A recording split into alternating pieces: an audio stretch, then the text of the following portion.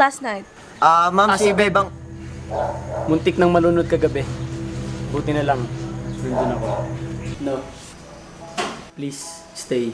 Dito ka muna magpahinga. Pero sir, Huwag ka na makulit. Gusto ko makapagpahinga ka.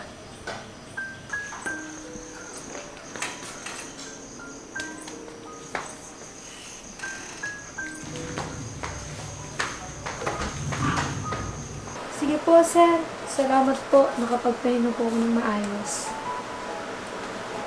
Ingat ka. Ben. Grabe pala nangyari sa'yo, Ben. Paano malalaman? Sinabi sa akin ni Mando. Okay ka na ba? Sir Carlos pala, Nick. Bakit? Anong meron kay Sir Carlos? Mabait pala si Sir Carlos.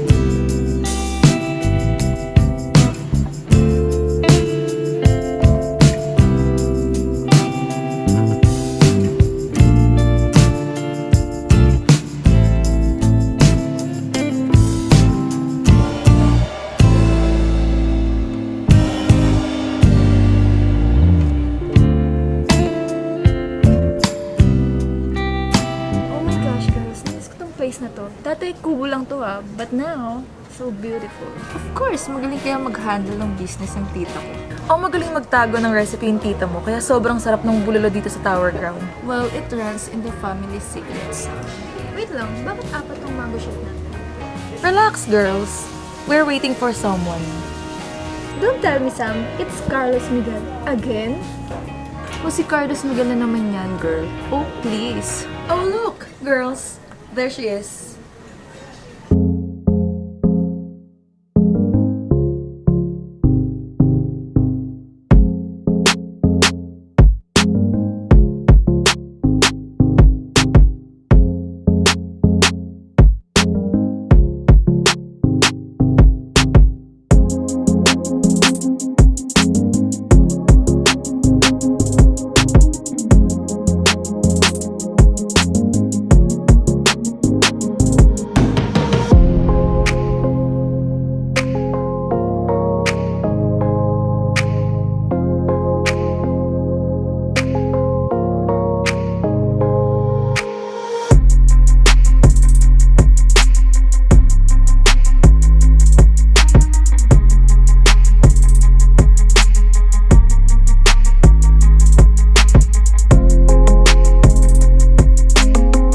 Hello po, Ma'am Sam, Ma'am Trixie, Ma'am Eunice. Bakit niyo po ako pinapunta dito?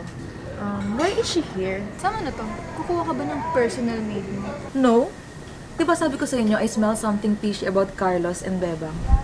That's why she's here. Ah, I don't get it. Me neither. Ang bobo niya talagang dalawa. Girls, she's gonna be our little spy. Actually, kahit ako confused na, hindi ko talaga alam kung anong meron kay Carlos Miguel at Bebang. Yeah, girl. Remember nung hinalikan ni Carlos si Bebang dun sa pool? Hello? Hindi yun halik, no? CPR kaya yun? Well, nagdikit yung labi nila, so halik na din yun. No, it's not. So, Sam, mukhang matatalo ka na yata kay Bebang. Hell no. Hindi ko nga siya ka-level eh. Yeah, but she's claiming the prize. Wilma, may something ba kay Bebang tsaka kay Carlos Miguel?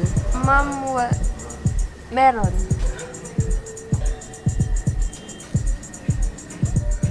Ibig sabihin, pumatol yung amo sa katulong? I can't believe it. Ako din. I can't believe it. Sobrang sarap ng mango juice. The hell?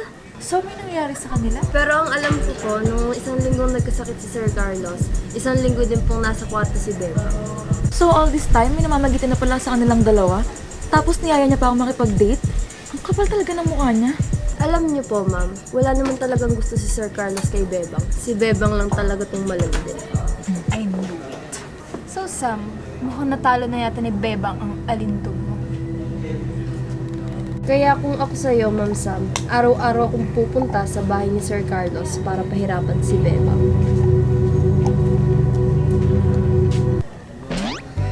Ito yung drinks mo, Will.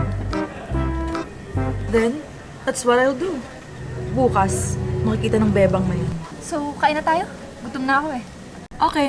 Wilma, join us. Talaga po, ma'am? Ngayon lang ako makakain sa gantong restaurant. Wait, let me introduce our special bulalo.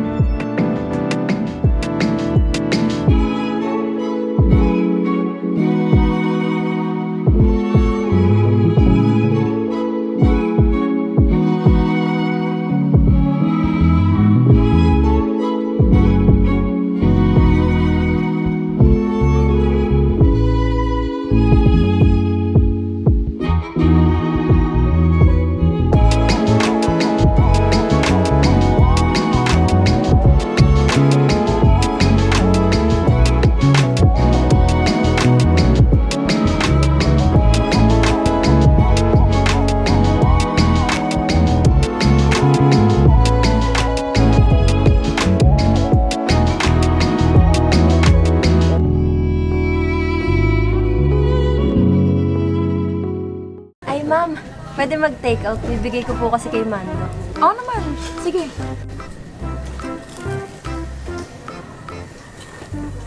Relax ka lang, Wilma. May sisig pa dyan, may crispy pata, tsaka madami pang iba. Hindi ba yung pinapakain kila Carlos? Hayaan mo na. Minsan lang siya makakain sa gantong lugar. Ma'am, napakaharap. Ano ulit pangalan ng restaurant niya? Tower Ground.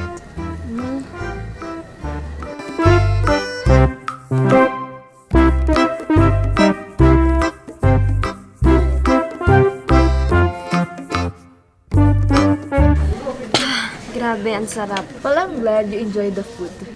Ano po, ma'am? Nagustuhan mo rin yung pagkain? Yes, I can. Mabalik tayo kay Bebang, ma'am. Alam niyo ba, naghahawakan si Sir Carlos at si Bebang ng kamay. Malay natin ano pang ginagawa nila pag nasa loob sila ng kwarto. Ew! I can't even imagine. At ito pa, ma'am. Narinig ko si Bebang at Wendy na nag-aaway dahil sa pera. Malikot ata tong kamay ni Bebang. So mukhang pera siya? Obvious naman, di ba? Naghahangad siyang mapangasawa si Carlos Miguel para maghati sila sa kayamanan niya. Keep going, Wilma. Ano pa mga nalalaman mo? At alam niyo ba, ma'am, kagabi lang, doon natulog si Bebang sa kwarto ni Sir Carlos.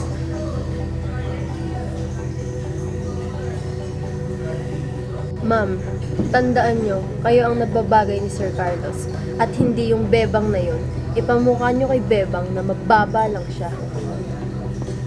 Oo nga, wait lang. Bakit? Galit ka din ba kay Bebang?